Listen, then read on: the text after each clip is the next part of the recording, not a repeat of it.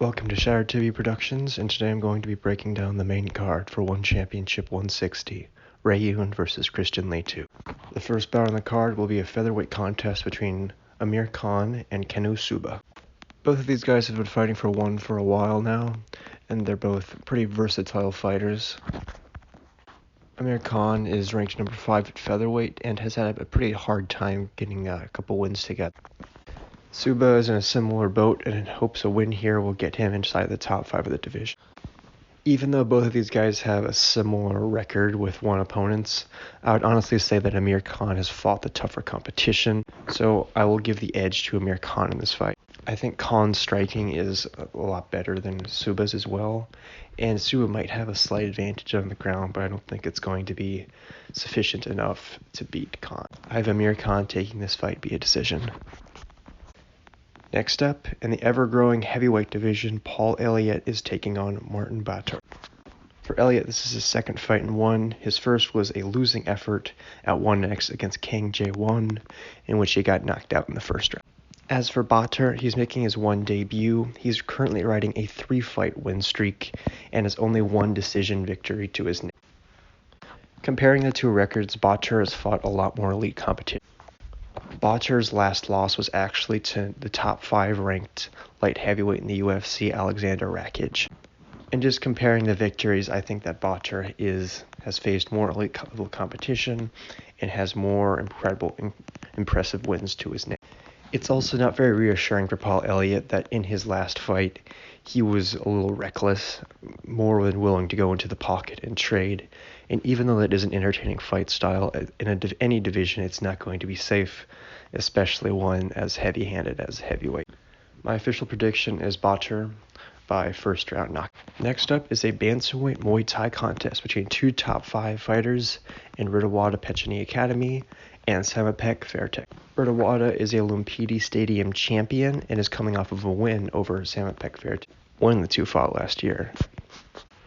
Samapek has been fighting for the One Super Series for a while now, unsuccessfully challenged the title against Nango. The first fight between these gentlemen was very close. Samapek got the knockdown in the first round, but Ritawada was actually starting to find his timing more in the second round and starting to land some good shots. You gotta think that Samapek here is going to really want to win. He's coming off of a 2-fight losing streak. Both were over elite level competition, but you still don't want to go on a 3-fight losing streak no matter how good the competition is. I think Ritawada is going to be technically the better Muay Thai fighter. Meanwhile, Samapek is definitely going to have the power advantage. I'm going to judge my prediction based off of how the fight was going leading up to the doctor's stoppage, and that was that Ritawada was starting to get the better of Samapek in their fight, and I think that it will probably continue into their rematch. Samapek has continuously fought upper-level competition, perhaps even greater than Ritawada has faced, but at the same time, Ritawada is just an incredibly high-class Muay Thai fighter. This fight could go either way, but I'm going to pick Ritawada taking this by a decision. And after that, we have a flyweight Muay Thai Grand Prix alternate bout between Panapek and Shirzad Kamobutov. For Shirzad, this is his second fight in one after beating Denis Purik, the Canadian Bosnian, back at 158. With all due respect to Shirzad, I don't think that he has much of a shot here. I mean, he did have a really impressive performance over Purik, but there's a difference between facing Purik and Panapek. Just looking at Panapek's resume, it's just an incredible resume to have. He beat Rodolek, Sam Youngit in his prime, Prajanchai, and Superlek on multiple occasions, a multiple-time Lumpini Stadium champion. There's an argument to be had that he would be a pretty dominant champion in one had his teammate Rod Tang not be the current champion. Kabatov is definitely a competent Muay Thai fighter, but I think they're just on different levels. I'm going to have Panapek taking this one via a decision. Then, in the co-main event of the evening, you have the Chinese fighter Tang Kai taking on the current champion, Tone Lee.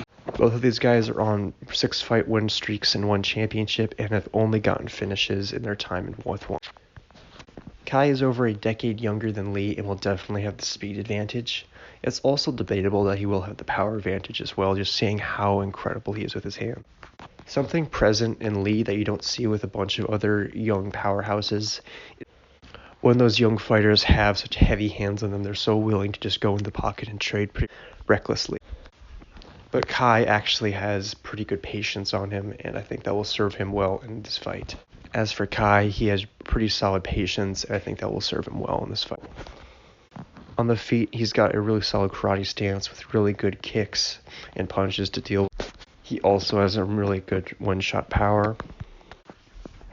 And if he needs to, he can take it to the ground because he does have a black belt BJJ. It showed in his fight with Gary Tonin that he's pretty good at submission defense. This fight's going to be pretty exciting. It's going to a finish. I'm going to give the slight edge to Lee, though, as I think he has faced a lot more tougher competition. He does have more tools at his dispense to make sure a variety of attacks. And if things do turn south for him on the feet, he always can take this fight to the ground. I got Lee taking this fight via first round knockout.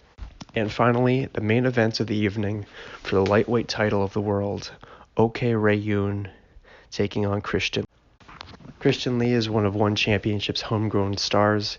He debuted for the organization, challenged for the featherweight title, then moved up to lightweight, where he successfully beat Shinya Aoki for the belt. At lightweight, he looked unstoppable, beating Timofey Nashtukin and Yuri Labagus in under 4 minutes combined. OK Ray Yoon, on the other hand, came out of nowhere in 2021. At the beginning of the year, nobody knew who this guy was, and then by the end, he was the champion. He came in and beat the former featherweight champion Gamarov.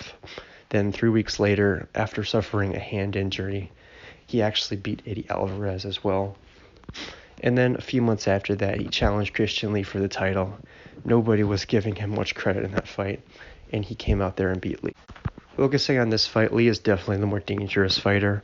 I think overall he's going to have more power in his hands, and his BJJ is a lot better than OK Ray Yoon. With that being said, Lee does not have a very good gas tank. If the fighter gets past the second round, he doesn't do a great job of conserving his cardio and tends to gas out if the fight goes long, as shown in their first fight. Ray Yoon proved in their first fight that he's a tough match for Lee. He's got really excellent takedown defense. It's actually shocking how good it is. Very few guys have been able to take him down, and the few people that have been able to take him down were not able to keep him there. On the feet, Ray Yoon has shown to actually have some power as well, and his cardio is shown to be able to go across 5 rounds. I think this fight is going to be really dependent on how much Christian Lee has learned and grown from that first fight experience.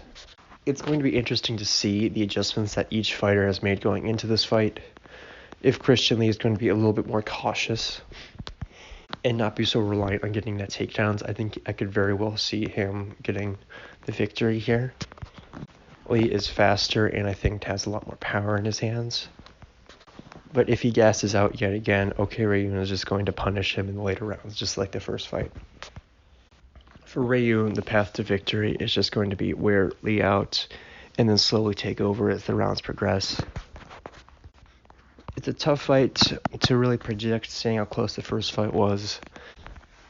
I'm going to go for Lee here. I think the first 2 rounds are going to be really tough for Ray Yoon, and I think that they're just way too dangerous for me to really root against Lee. Just because Lee does hit harder, Lee does have better BJJ. So I'm going to have Lee taking this one, and I'm going to have him winning via a second round TKO. With all that, the awards for the fight I think I'm most looking forward to would probably be the featherweight title fight between Tung Lee and Tang Kai, since both of those guys are just natural finishers. And as for the fighter to look out for, I would actually give that award to Christian Lee, just to see if he's made any adjustments since the first fight, and to see if that 11 months off was enough time to make the proper adjustments. With all that being said, thank you for watching this video. I hope you enjoyed it. This is Shatter Tibby Productions. As always, if you liked the video, please like and leave a comment telling me your predictions of the fight card. And subscribe if you want to see more content from Shatter Tibby Productions. Thank you, and I'm out.